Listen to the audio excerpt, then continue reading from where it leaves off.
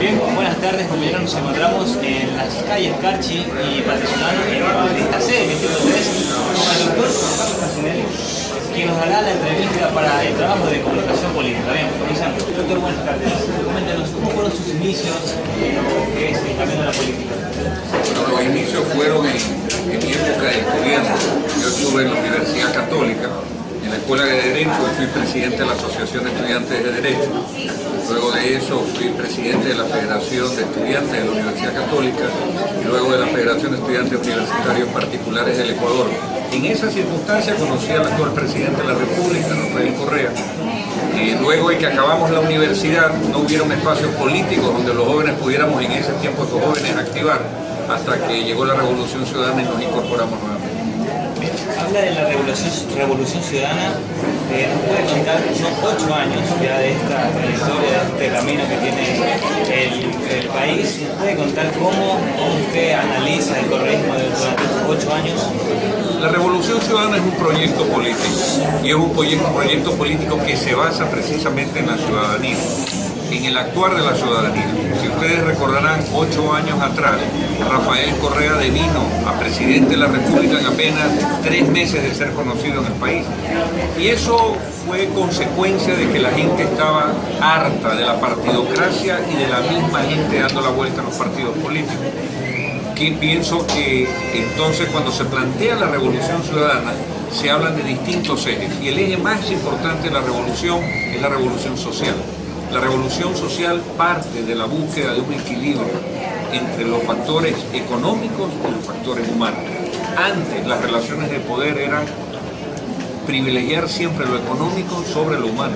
Los presupuestos del Estado no privilegiaban la educación y la salud, pero sí el establecimiento de bancos, de instituciones.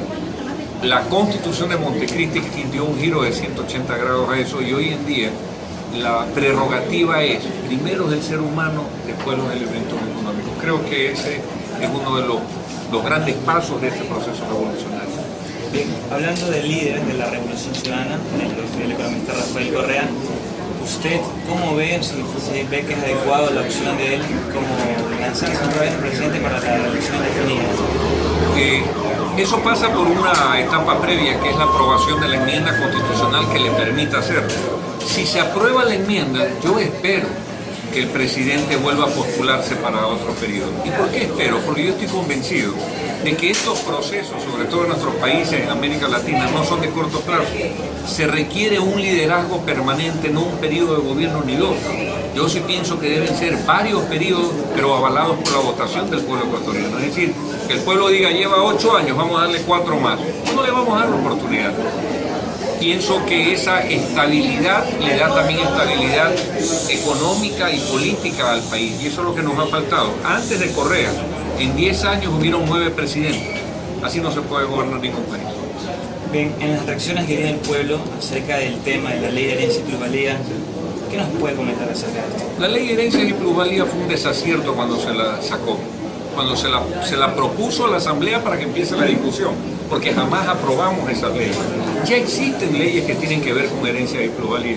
Y digo que es un desacierto porque toda ley tiene que tener una etapa previa, por lo menos de una discusión mínima. La Asamblea no recibió ninguna invitación para discutir estos proyectos. Cuando llegaron los proyectos, se armó un clima de malestar, un mal entendimiento en muchos de los articulados y una reacción ciudadana también empujada por sectores que les interesaba caotizar el país. Las leyes han sido retiradas. Dicen que temporalmente, yo creo que han sido retiradas. El temporalmente dependerá de si las quieren volver a incorporar, pero han sido retiradas. No son temas que estamos discutiendo en la Asamblea Nacional ahora. Dos preguntas claves, así como estamos en el momento con la economía del país. A ver, en las últimas semanas hemos visto que la moneda de algunos países se ha devaluado y esto afectaba al Ecuador. ¿Cree usted que el presidente y todos sus ministros han tomado las medidas adecuadas para frenar esta problemática en la economía del país? La problemática tiene distintos ejes. El principal es que nosotros tenemos como moneda patrón el dólar. El Ecuador está dolarizado y los dos países vecinos no son dolarizados, ni Colombia ni Perú. Cuando hay un problema económico global ejemplo, apreciación, subida del valor del precio del dólar, todo se vuelve más caro para las economías dolarizadas como la nuestra. ¿Qué hacen las economías dolarizadas? Devalúan, es decir, le quitan capacidad adquisitiva a las personas que están en esos países, pero obviamente se vuelven mucho más baratos que nosotros. Es por eso que hoy, en este momento, entiendo que el presidente está en Carchi, que estaba yendo a Sucumbíos, dos de nuestras provincias, Carchi y Sucumbíos, afectadas por este tema. Las medidas que se deben tomar son múltiples, pero el primer problema que tenemos es que tenemos una moneda que no compite con los países vecinos. ¿Qué medidas puede tomar? Yo le voy a decir, la primera medida seguramente revisar el tema de la salvaguarda para esos países. La segunda medida de tipo tributario, eliminar el pago anticipado de impuesto a la renta para las compañías que sean domiciliadas en esas provincias para que tengan mayor liquidez. El tercer tema, declararlo zona deprimida, de tal forma que las instituciones públicas envíen no solo recursos, sino planes de contingencia. Por ejemplo, la banca pública dé crédito a las personas que están con actividades de producción en los sectores fronterizos. Todo eso para hacer un paliativo, porque el problema de fondo es que nuestra economía es dolarizada. Ya, como vemos, la economía de nuestro país se ve golpeada gracias a las bajas del petróleo.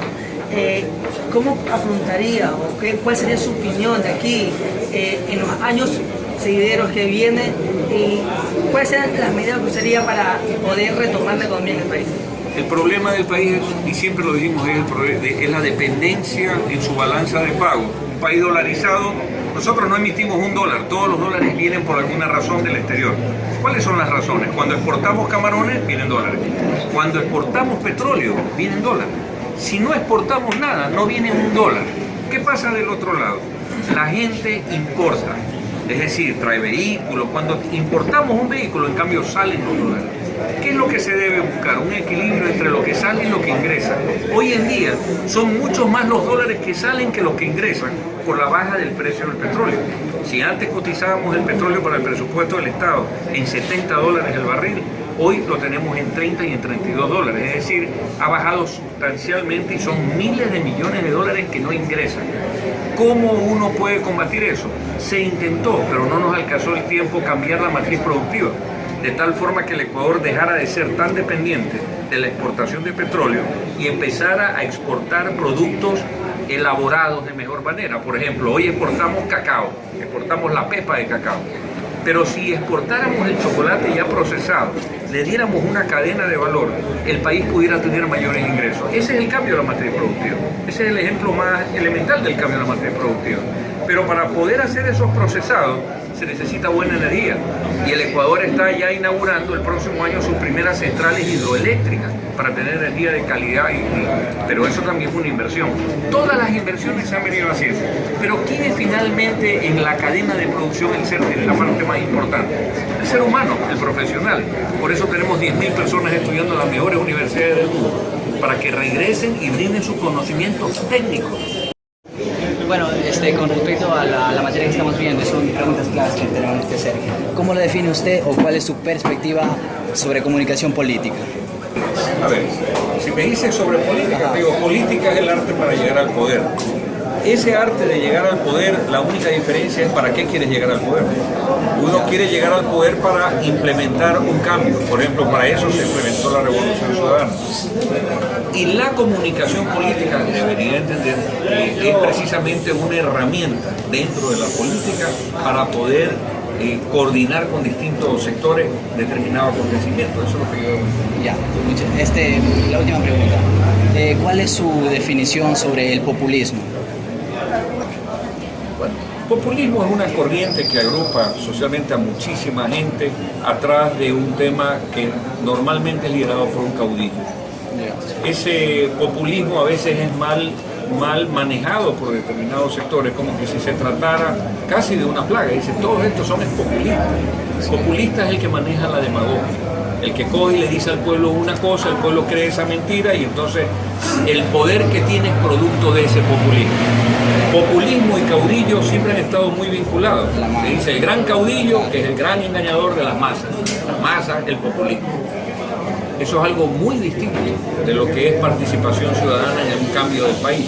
Hay una gran diferencia hoy de la actividad política que hace la ciudadanía, como la que está aquí hoy en día presente y ustedes mismos, de lo que fue el populismo antes. Antes había un hombre que se paraba en un balcón y decía, dame un balcón y yo daré un presidente.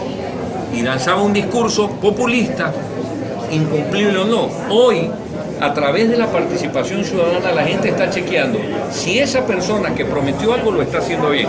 Y si no lo hace bien, empiezan manifestaciones contrarias inmediatamente en busca de un cambio. Yo creo que hay mucho más control político que antes. Muchas gracias.